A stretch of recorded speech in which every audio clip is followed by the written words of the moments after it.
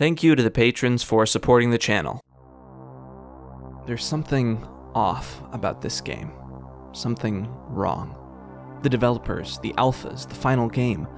Something in the background of it all. Something strange. Something that lies beneath so much more. As I've continued my research, things have only gotten stranger, and I wonder, am I going mad? Is there really some grand conspiracy? Or is it in my head? These connections, these games, it can't all be a coincidence. I feel trapped in this house, in this room. I haven't seen the light of day in weeks. I haven't gone out to eat, spoken to a friend, or even said hello to a neighbor. Wait. Say that again. Hello, neighbor?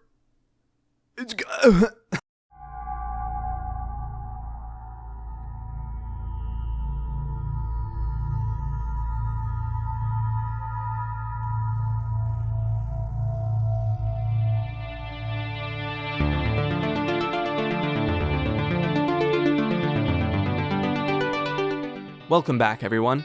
Today, as voted on by my patrons, we're talking about Hello Neighbor's Fall from Grace.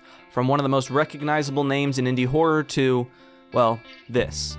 But first, let's get something out of the way. Yes, I am going to be making a video about Security Breach, and it's probably going to be pretty big, but it won't be out for a little while longer. The community's still uncovering secrets and trying to parse out theories, and the game is so new, we're still trying to figure out what it all means. Give me a couple more weeks for the game to settle in and for me to make a video about it, but it is coming soon. So if you want to be notified for when that video drops, you could subscribe. You could also follow me on my Twitch, my Twitter, and my second channel, where I already have a more brief video about Security Breach up, and my Spotify for music projects. Okay, here's the thing. When I put this up as an option for my patrons to vote on, I really did not expect to see it be chosen. People have been asking for Marble Hornets for a long time, and so I was genuinely surprised when Hello Neighbor beat it out by quite a bit. And I still plan on making a Marble Hornets video, don't worry. Now, I'll be honest, I was never really into Hello Neighbor, and especially recently, I've always had just a mildly negative opinion about it. It just seemed like another indie horror game for kids that didn't have a lot of substance. But when I started doing research for this video, I found that there actually is a lot to talk about.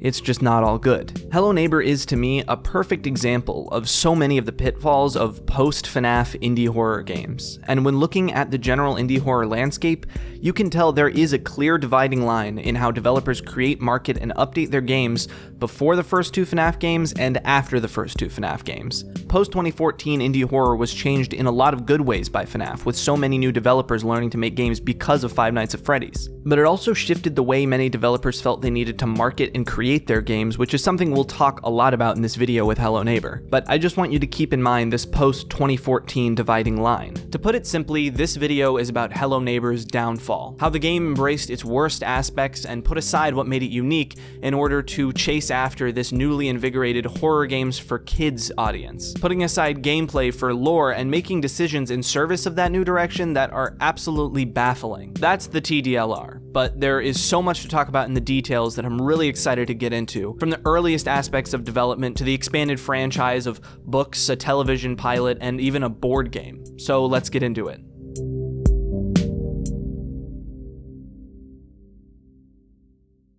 To get an understanding of how Hello Neighbor fell off plus ratio, we have to look at who made it and what their background is. Developed by Dynamic Pixels, now Eerie Guest Studio, and published by tinyBuild, the game started development around 2013 to 2014. But before Hello Neighbor, both tinyBuild and Dynamic Pixels had worked on other projects. In Dynamic Pixels' now outdated site, they describe themselves as an independent and young at heart team of highly skilled game developers, and we create games for kids and kidults.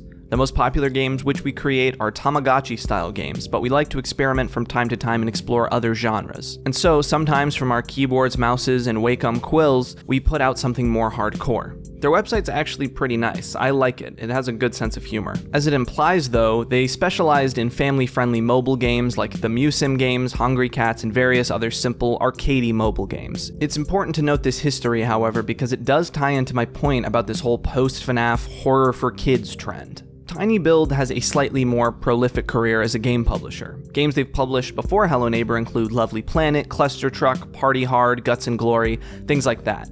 Because of their experience publishing and promoting multiple indie games that were relatively popular with indie Let's Players at the time, this put them in a pretty good position when it came to publishing a new indie horror title like Hello Neighbor. And post Hello Neighbor, tinyBuild has embraced plenty more horror games like Expedition Zero and I think most interestingly, Happy's Humble Burger Farm. There is no way you can tell me that this game is not a direct result of the success of Five Nights at Freddy's. And that's not necessarily a bad thing. I actually think it's a fun idea, and the gameplay definitely sets it apart. But where tinyBuild is concerned, I don't think that matters as much. What matters is the name and the look of these characters, bright, recognizable mascots that are the face of the game.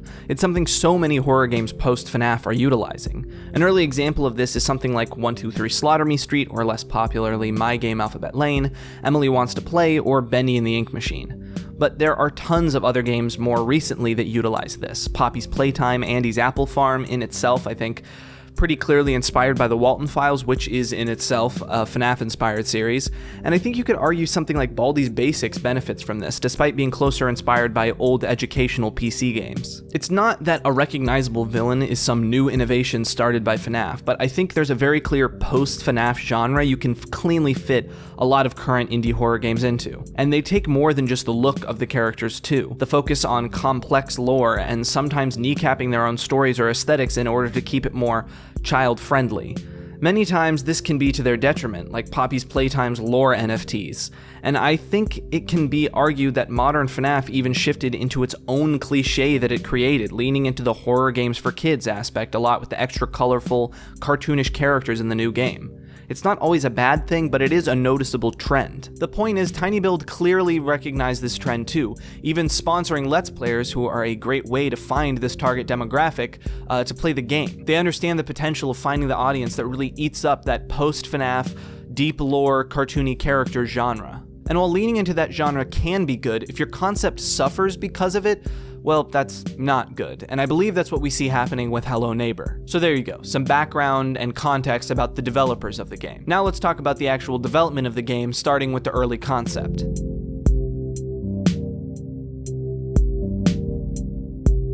As I said, the game started its development between 2013 and 2014. During this time, the big horror games were things like Outlast, Amnesia, Machine for Pigs, Slender the Arrival, no FNAF just yet. So, early development of the game focused on its core idea, which was how the AI interacted with the main concept. The idea was you had to break into someone's house, stealth and puzzle solve your way into finding out what was in their basement, all the while this neighbor is in the house.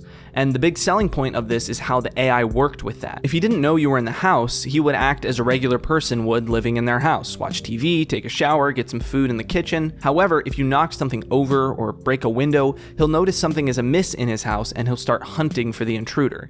And if he catches you, he doesn't just kill you. He kicks you out of the house, and each time you come back, he learns about how you got in the last time. So if you get in through the front door, that door will be locked. Break through a window, that'll be boarded up. Use this hallway too much, he'll set traps, cameras, you name it. The game gets harder the more times you fail because he learns your MO. There's a really cool video they have explaining it. It's a really cool concept and a pretty big undertaking for a dev team that was mostly used to making mobile arcade games. And even early on, this concept showed great potential. Honestly, this 2014 proof of concept video not only shows their pretty strong focus on this idea, but it was more tense to watch than playing Alpha 4, which we'll get into. You can tell that this game had something really interesting going for it. The tense chase scenes, the feeling of stress as you try to do everything as quickly and carefully as possible. Not to go on too long a tangent, but I think this concept is really effective for me personally for a specific reason. Some of the first spooky games I ever played were the Nancy Drew Her Interactive games. Something about their style is still a huge inspiration for me. One of the first real scares I ever remember getting from a game was Ghost Dogs of Moon Lake. The first night Nancy Drew stays at the lakeside cabin where the game takes place, the dogs appear and jump at the windows. It terrified young Sagan. One of the first jump scares I ever experienced, I guess you could say. But even more tense for me was in the Nancy Drew game Message in a Haunted Mansion. While there are plenty of jump scares and spooky happenings to be found in this game, the scariest for me was nothing supernatural. See, there are multiple residents of this haunted mansion, and as you investigate who may be behind the strange happenings going on, sometimes you have to do a little snooping. You keep track of each resident's schedule, and when they're away, you can explore their room, but only for a specific window of time. And if you're caught in their room when they get back, well, honestly, nothing that scary even happens, you just have to go to your last save point. But something about that tension of snooping around someone else's space with the threat of them finding you looming is really effective for me. And Hello Neighbor cranks that up to 11 by having the person actually wandering around in the house with you, and him possibly being a murderer or kidnapper or something. And I should probably mention, the game being cartoony was not a later change made in an attempt to appeal to the post-FNAF child audience. It actually has had a fairly strong visual style since the very beginning, and early on it actually set it apart in my opinion. It had this dark, Tim Burton-esque style that set it apart from the asset store look of a lot of horror games that took place in a house. As the game continued, they definitely leaned into the cartoony aesthetic a little too much in my opinion, but early on this style really helped build a unique identity for the game. The point is, Dynamic Pixels had a strong concept, a strong direction, a unique art style, and overall the great beginnings of a game with Hello Neighbor. And in September of 2016, the pre-alpha was released to the public, with Alpha 1 following in October. By 2016, the power of Let's Players was no secret. For indie developers, more than getting an IGN article about your game or even a trailer with 1 million views, the big stepping stone to get a successful game was getting a Let's Player to play the game. Trust me, I know. A little bit quiet here. And Dynamic Pixels knew too. So, much like Happy's Humble Burger Farm would do years later, Dynamic Pixels reached out to a bunch of Let's Players and basically said, hey, check out our game. You don't have to like it, but just check it out. And a lot of people did. And it worked. So let's talk about what games those Let's Players played. The versions before the final release, the calm before the storm, the alphas.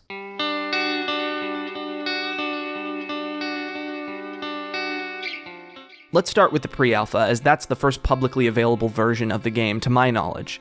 But to be fair, it really is just a less polished version of Alpha 1. There's less to do, and the sounds are not great, but it shows promise in the premise of the game. It has an opening that perfectly piques your interests, but keeps it simple. The neighbor's door is open, so you walk inside, see a red light coming from the basement. Before you can enter, the neighbor catches you and kicks you out. Now the basement is locked. That's all you need. The player's interest is piqued, they know the motivation, perfect. But when you finally get into the basement, it's, well, unfinished. One interesting thing here to note, though, is that there is a bunch of strange secrets or lore bits that when you connect them all together, mean nothing. The developers confirmed that all the weird pieces they left here were just smoking guns. And honestly, I like that. Not to say that complex lore is inherently bad, but if the main gameplay is strong, having those little pieces be open to interpretation, but not interrupt part of the game that counts, the gameplay, it can add an extra layer to the game. But by Alpha 1, Dynamic Pixels would already begin laying the groundwork for the main storyline of Hello Neighbor. So let's move on to Alpha 1. The alpha starts with a nice little intro sequence. It doesn't do as good a job at effectively pointing the player directly to the basement as the pre-alpha's opening, but it is a good calm mood setter that also helps you understand the mechanics of the game, and the little cutscene at the very least lets you know that the neighbor is suspicious. Although later you do see a little cutscene that helps you give more direction towards the basement, I just don't think it's as concise as the pre-alpha. Now, this alpha is far from perfect. Its physics are very glitchy, the neighbor's AI is finicky, I literally glitched him right out of the gate, and the platforming sucks. Unfortunate foreshadowing for the future of the series. However, this is the best version of the game, hands down. Honestly, this and the pre-alpha are the only games that actually feel like a breaking and entering game, and I think there are a couple reasons for this. The house is small and claustrophobic. It really feels like the neighbor could be around any corner, like you're constantly just dodging and hiding, snooping around this guy's house. The house in this version is also built with the neighbor in mind, so he's an actual threat. His AI is good at cutting you off and is more adept at the layout of the house than you, which makes sense. This is his house. His trap setting is also pretty effective and makes you think about how to best approach each new attempt. The movement and picking up items feels snappy and smooth, except for the platforming, of course. The sound design, music, general atmosphere is great. It's tense and spooky, but it doesn't take itself too seriously. The neighbor actually has an animation for when he catches you, which can't be said for all of the versions. The art style, while obviously cartoony, is still cohesive and not so absurd that it takes the tension out of the game. Again, it feels very Tim Burton adjacent. And the final ending of getting caught and being buried alive is a perfect way to keep the mystery alive. If you're interested in the game's premise at all, this is where you should start and end, in my opinion. This is as good as it gets, and it was the peak of the series. because even as soon as we get to Alpha 2, things start getting less fun. First thing you'll notice about this is that there's a lot more to this opening than the previous one. Your character has an actual model with hands, and after you move in, there's this whole, scripted sequence inside.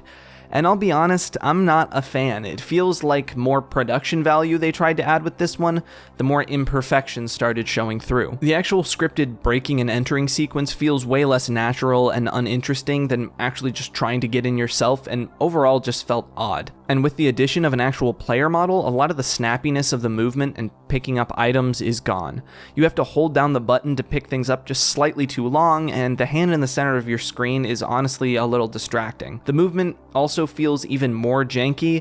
I think it would have been better off if they just stopped trying to make it look AAA. The house itself is also just a lot less interesting. It doesn't feel that intriguing to explore or sneak around, and a lot of the stylization that they went with makes things look way too over the top to really feel tense. Everything just feels off at this point. Much like the first alpha, the platforming is still terrible, and in general, it just feels less captivating. It's not to say it's without merit or it was a terrible experience. I actually didn't mind the puzzles in this one, but to me, it just feels like a less good version of the first alpha, like a failed attempt at improving something that really just needed to have some bug fixes and maybe a few more puzzles and places to explore to make the game longer. And the ending. Well, you get into the basement and then just sort of run around before it cuts to a title card. It just doesn't feel as interesting or effective as the first alpha's ending. I know they were just trying to tease everyone by going, hey look, you get into the basement, what's next? But it just feels a little abrupt and strange. So this alpha wasn't terrible, but I'd still suggest playing Alpha 1 over this any day. I've actually gone back to Alpha 1 because it's just actually fun to play. I have no such want for Alpha 2. And definitely not for Alpha 3. Here's where things start really falling apart, and it starts with this house. It is giant, and on the surface that might seem more interesting. More puzzles, more places to explore, more places to run and get into chases. Unfortunately, that is not what happens. Problem number one with this house is that the neighbor's AI is just not up to snuff for it. There are tons of areas the neighbor just can't get to, so it removes a lot of the tension.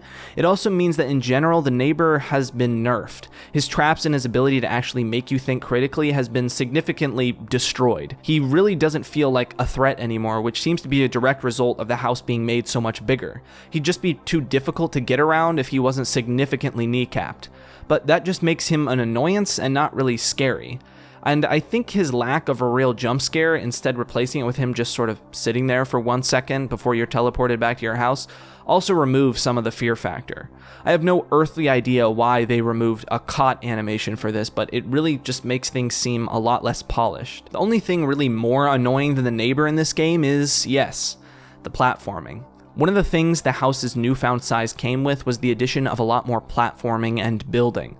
This game is not Minecraft, this game is not Fortnite. All the stacking of boxes and jumping is some of the most infuriating, floaty, terrible execution of these concepts I've ever played. It's actually baffling why they decided to embrace the platforming and building aspects in this game, despite being the worst parts of previous versions. And if you thought the previous versions were glitchy, you haven't seen anything yet. Every time I got caught on a bear trap, he'd catch me and then glitch teleport me out of the bear trap.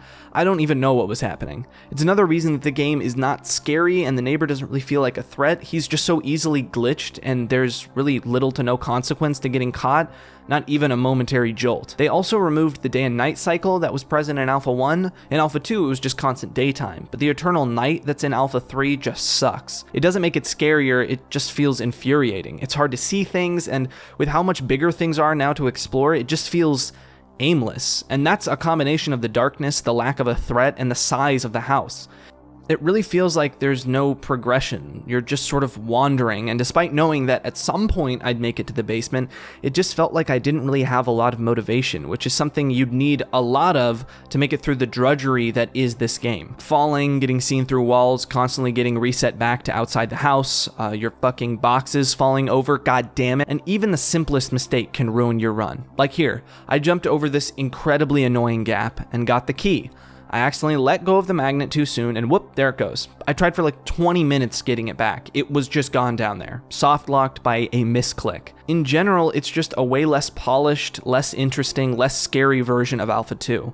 By the end, I was soft locked with a glitched neighbor who couldn't get himself out of a wall. Okay, the last alpha before the final game. There were betas after this, but really they're just slight variations of this with different levels of bugs or bug fixes, so we'll just be talking about Alpha 4. Oh boy, what can I even say about this one?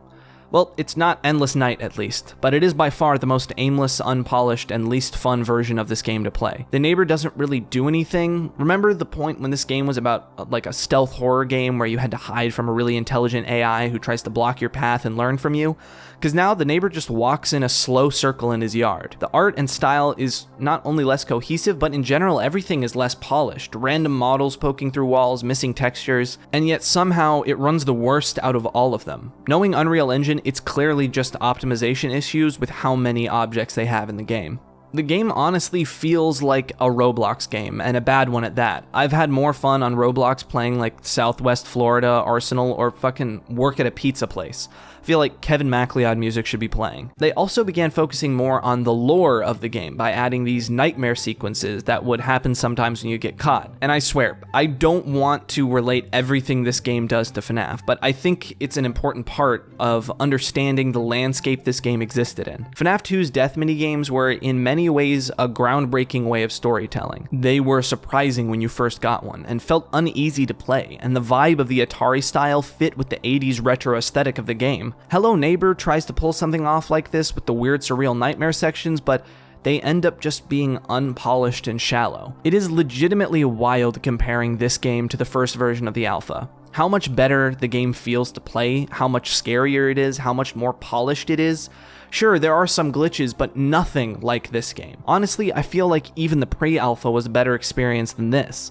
It just is insane to me how different these games feel. But this strange development cycle would eventually come to an end, and in December of 2017, Hello Neighbor's commercial release would hit stores at around $30.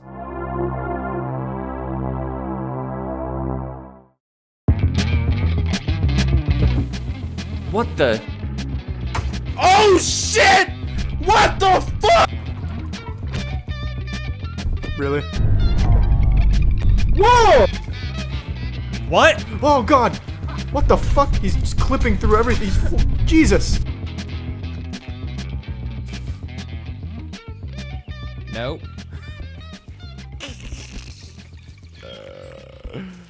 $30. The game was painfully unoptimized, although looking at the alphas, that's not really a surprise. But at least the alphas were free. Okay, here's the thing. The game is broken into 3 acts. Well, it's probably closer to 4, and the general opinion is the game gets worse with each act. The game has you play as Nikki Roth, who in Act 1 is a teenager. After hearing a commotion inside your neighbor's house and seeing him mysteriously lock up the basement, you're set on the game's classic path, solving insane puzzles and platforming around with poorly designed character movement.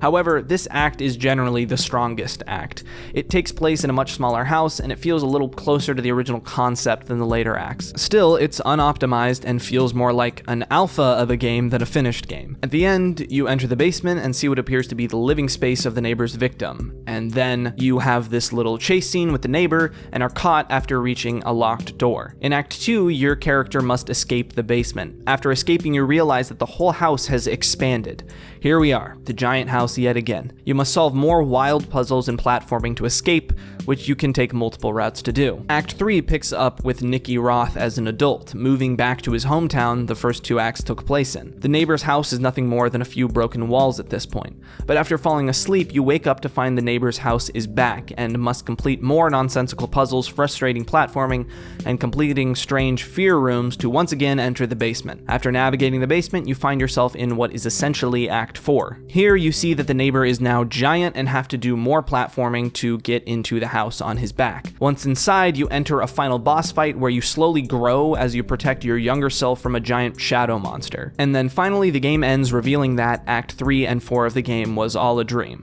The issues of the previous versions were honed in on in the commercial release. Nonsensical puzzles, a lack of a feeling of progression, and hooray!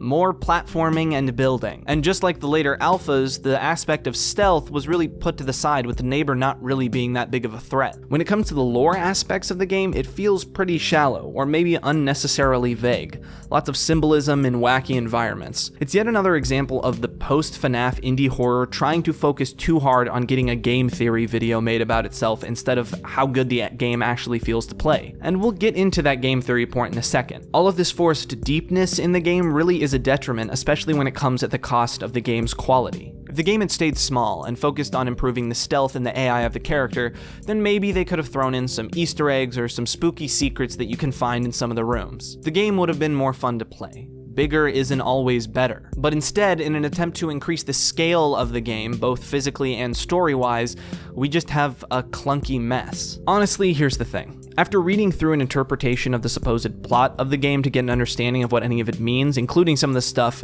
that was revealed in subsequent sequels, which we'll get to, I just felt underwhelmed. It's not a terrible idea, but to get all of that story, you need to go through the unoptimized mess that is Hello Neighbor. It just doesn't feel worth it. Look, in the end, the game embraced its worst aspects in an attempt to create this convoluted story and increase the scale on the game when it really didn't need that. It tried harder and harder to appeal to this lore-heavy horror games for kids market when the concept just didn't fit. I think objectively, Alpha 1 is leagues more fun, scary, and actually playable than any version that came after it. It feels a little odd to make this section about the actual game so short, but the truth is, many of the problems I have with the game I've already touched on with the other alphas. A lot of people caught on pretty early that the direction of the game was going was a bad one. A lot of people just abandoned the series altogether. Markiplier, one of the biggest Let's Players to bring eyes to the game in the early days, never even played the full version, quitting after the first beta saying this: "There's a lot more stuff, but I can't honestly say that the stuff is better." And that's the one thing that I'll say about it, because if I'm expecting as the game develops, it's gonna get like more logical and sensible, and you know, it just seems even more nonsensical than it was before. So there's a lot more, but it's less refined, you know what I mean? Couldn't have said it better myself. But that wasn't the end. You may think after a flop like that, the fans would have been disappointed and the game would have fell off plus ratio. And it's true in one sense that the game was no longer at its peak popularity, and a lot of people were disappointed with the final product. But those were mostly older teenagers and adults, you know, people with more developed brains. But that wasn't the target audience. After all, this is one of those horror games for kids games. So that close fan base of children would stick with it because, hey, look, it's got bright colors and it's got lore and look how spooky. Okay, sorry, I don't want to talk down to anybody who actually enjoyed the final Hello Neighbor release. I'm glad you found a piece of media that you enjoyed. But from an outsider perspective, it's pretty clear to tell that tinyBuild was really banking on this younger audience to keep their brand alive. And it worked, because the brand expanded. As Luigi would say, expand, expand, expand. Right now there are multiple spin-offs, multiple books, a board game, and a TV pilot. Hello Neighbor Hide and Seek could be seen as Hello Neighbor 2, although it technically isn't. I guess it's more of a spin-off. Story-wise, I believe it's a prequel, and honestly, it seems like a unique idea. You play as one of the neighbor's kids playing games with your sibling. It seems to tell a story in the background as you play pretend in fantastical worlds, trying to beat puzzles as your sibling tries to catch you. It suffers from many of the same issues that Hello Neighbor does, but it's a neat concept. I believe its main importance, though, is it expands the backstory of the neighbor. Secret Neighbor really took over certain parts of the Let's Play scene for a while. It's not actually made by Dynamic Pixels, instead being developed by Hologryph. The game essentially functions like many social deduction games like Werewolf, Gmod Murder, or yes, Among Us, combined with a little bit of Dead by Daylight. One person is essentially the secret neighbor who can transform from being one of the other players into the neighbor and attack people, attempting to stop them from getting into the basement. It's relatively well made, but not without issues. One of those comes again with the player base of younger people. If you're just going to a public match with strangers, you're likely to be subjected to screaming children. It was a fun idea that was decently executed, but games like Among Us and Dead by Daylight just did it better and overtook it. There does look like a potentially interesting board game based on this game, so that might be fun, but I don't know, I'd just rather play Murder at the Party probably. Okay, so this is basically just scrap mechanic. I literally have no idea why they decided to make this. It's like a vehicle building game, I guess. It doesn't look terrible, but again, what this has to do with anything, I have no idea. It feels like the developers, who are listed as tinyBuild, the publisher, so who knows what team individually made this game, really wanted to make an engineering and construction game, but the publisher was like, make it Hello Neighbor themed, it'll be more popular. Which just seems like a useless idea considering the only way to play it is on Google Stadia, so like, who the hell is gonna play this? Little Banjo-Kazooie moment. The Hello Neighbor brand is also expanded into a series of somewhere between 8 and 12 books. Look, I get it. You gotta make money, get that bread, but Why do all of these games have to do the same thing? This is another thing that makes me fully believe in my post-FNAF genre hypothesis. The Silver Eyes came out in December of 2015. Wait, has it really been that long? Holy sh! And now Bendy and the Ink Machine has books, Hello Neighbor has books, like, not every indie horror game needs books, man. I seriously don't even want to get too far into this because you could not pay me money to read these. Prologue. That isn't dreaming, my grandma used to say. That's your soul getting into trouble. I was what my parents called a restless sleeper. My grandma knew better, though. It's like she was there when I closed my eyes and drifted off. When I would wake up, she'd make me wash my hands, just like she did first thing every morning. She'd click her tongue while she scrubbed my hands raw, shaking off the water and raking them dry with a towel. You're the wandering type, she'd say sometimes. Your soul makes your body wander, makes you lost. Then she would watch me closely as I ran off to my room to get dressed for the day. Even after I closed the door, I could hear her scolding me. You stop that wandering, boy chick, or one day, you won't make it home. That's when my dreams turned to nightmares. My grandma was nearly blind when she died, but she saw me clearer than anyone ever has. Until I met Aaron. Chapter 1.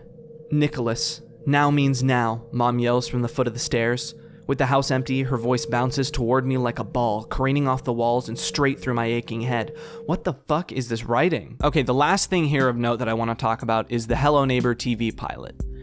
It is wild. It started as a 5-minute proof of concept test pilot, but that's basically just a more condensed version of the full 20-minute pilot that doesn't have a lot of substance, so we're gonna stick with the full version of the pilot. The animation is decent. It doesn't seem like the animators are untalented, just that they didn't have the time or budget. The style is fairly unappealing, but it's for kids, not me. I will say though, there are times those budget or time restrictions really rear their head and it looks like go animate. The dialogue is very stilted. It honestly feels like an AI wrote the script. My neighbor, Mr. Peterson, is acting very suspicious after his children, Aaron and Maya, gone missing. Basically everything they say has weird sentence structure or formatting or word choice like that. The pacing is also just really odd. It's like they'll decide to go do something and then instead of doing it, continue debating to do it, or they'll go somewhere and then basically do nothing while they're there and just say some random things to each other and then cut somewhere else.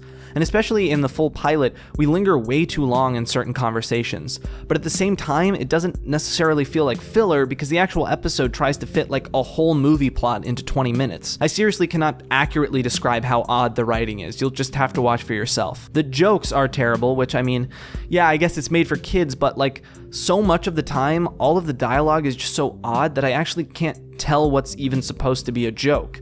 Everything is just, here's a weird thing for a person to say, which is like all of the dialogue. If Nikki's journal is right, Peterson will be at the county records office for another 32 minutes. The journal is right. Never been so right before in my life. What? Did you stick a tracker to him or something? Of course not. And it is just filled to the brim with moments that just make you feel like you're watching a TV show in a fever dream. Like here, she's being attacked by a raven and then we cut back and she's screaming, but there's nothing there anymore, and she just keeps screaming for like a little too long. Like, what is even this conversation? What happened to you up there? I have no idea. But in Aaron's room, something happened. I mean, maybe. Huh? It's just that I could have been... Mr. Peterson's study. Nikki, it was... We have to tell the others. I know. Oh, yeah! Okay, so the plot generally is the neighbor's kids have gone missing, and the main characters suspect the neighbor himself did it. Our main characters enter the house after like 2 seconds of setup, and look, I'll say this. At least the show's concept feels a little closer to the original than Hello Engineer. This could be a crime scene. Anything we touch could be blamed on us. Huh? Blood? You literally just said not to touch anything like 2 seconds ago, and now you're picking up a possible murder weapon with your bare hands. They sort of wander aimlessly for a while and get shot out of weird tubes that are there for some reason. They think that they see the neighbor driving off with a body in his car. Without explaining what they found at all, they chase him to this abandoned theme park where he yells at some ravens and then talks loudly to himself. It turns out the body was actually a doll. The characters get spotted and have to hide. While chasing them, the neighbor drops this curio shop gemstone. Now, instead of a scene where the characters all get together and talk about what they found, they just all go home off screen. So then our main character gets kidnapped by the neighbor, and it ends on a cliffhanger as the characters finally kinda address the stuff that happened in the house. It still doesn't really make a lot of sense. The best way I can describe what it feels like to watch this show is like when you're watching a show in the background and things are all kind of disjointed and out of focus and you're not paying attention, but you are paying attention and you're just desperately trying to cling on to anything and they're just not giving you anything. The show's release ended up spawning one of the most popular things about Hello Neighbor, the tweets to MatPat. You've probably seen these screenshots before. A series of tweets by the TinyBuild Twitter account absolutely begging MatPat to make a theory video about the pilot. Like a small Cockney orphan in the 1800s begging for just another bite of gruel, sir. It's so wild, especially considering like there's not really much substance here. Like, what do you even want the theory to be about? What is there to talk about? But again, I think this is more evidence to my theory that TinyBuild put all their eggs into this fandom basket. Game theory, let's players, horror games for kids. The power these YouTubers have over the life and death of these games is honestly a little scary, but it's a two-way street. As someone who, because I make FNAF videos, definitely has a lot of younger viewers that will find my channel, and just in general, audience members who were in or around fandoms like Bendy's, Baldi's, Poppy's Playtime, you get it. Sometimes the pressure to make videos about these games because you know they'll pull viewers, even if you're not really interested, can be scary. Like, I didn't want to make a Hello Neighbor video initially because I really did not want to draw more viewers here who would only really be interested in this post-FNAF indie horror game genre. And I wanted people to come here for my content, not whether or not I was talking about Poppy's Playtime, Baldi, NFT, Friday Night Funkin', Bendy, and the Neighbor Machine. But I'm glad I did make this video because it's allowed me to talk about some of the issues and trends that I've noticed. Seriously, if you're a game developer, look out for these pitfalls. And if you're a player, try and keep this in mind, because I guarantee you will find more and more games over the next couple years that fit into this post-FNAF indie horror game for kids genre that I keep talking about. But somehow, we're not quite done yet, because there's still a game we haven't talked about. A game that, as of recording, hasn't even come out yet. Hello Neighbor 2.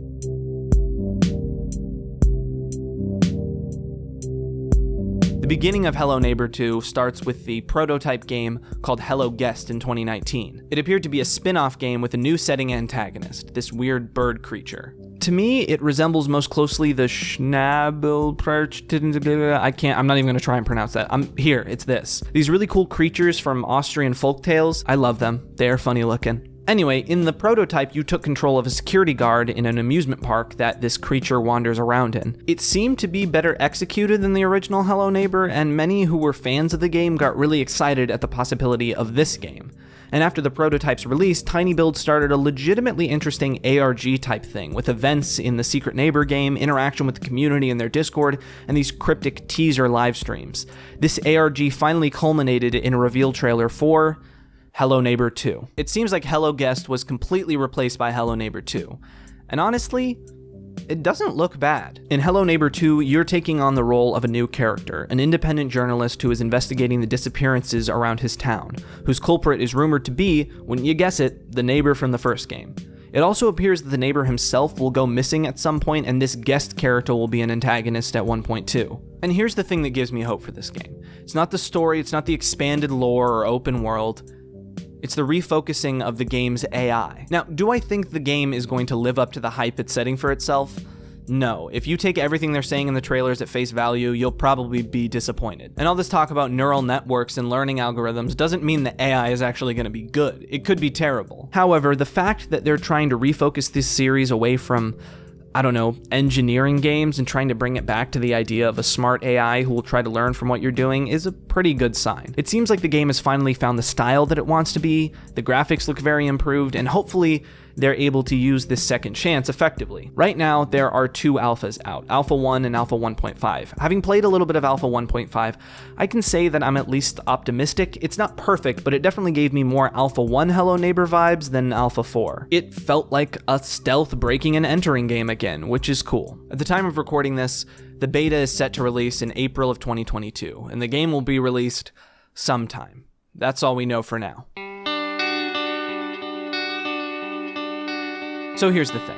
I've come across pretty harsh in this video, and I don't want to seem mean-spirited. I have nothing against the developers. In fact, I get it. When working in any creative industry, but especially the games industry, making a career out of it is really hard, and sustaining that career is even harder. Not everyone can make games just for the art. Some people do it as a job. So if chasing a trend means you'll be in the limelight just a little bit longer, sometimes you gotta do it. And honestly, it seems like that was the right decision. If it had just stayed as a little 1-hour stealth game, it probably would have came and went out of the Let's Player consciousness and no one would remember it anymore. But now they have the opportunity to make Hello Neighbor 2 and expand the brand. I just hope with this new game, they take advantage of that opportunity and actually make it a good game. I don't want the takeaway from this video necessarily to just be Hello Neighbor sucks. I think it should be a lesson to game developers. In this era of post-FNAF indie horror, it can be really easy to want to chase that trend. The colorful characters, filling your game with secret lore, appealing to the newfound audience of 9 to 14-year-old horror game fans.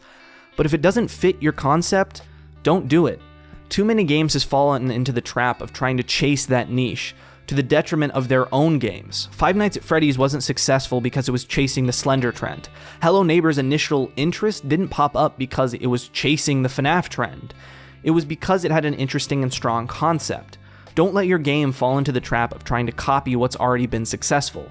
Don't chase that game theory video. Focus on making your game the best it can be. Or in a more concise conclusion, instead of spending $30 on Hello Neighbor, just play The Great Kitchen Escape.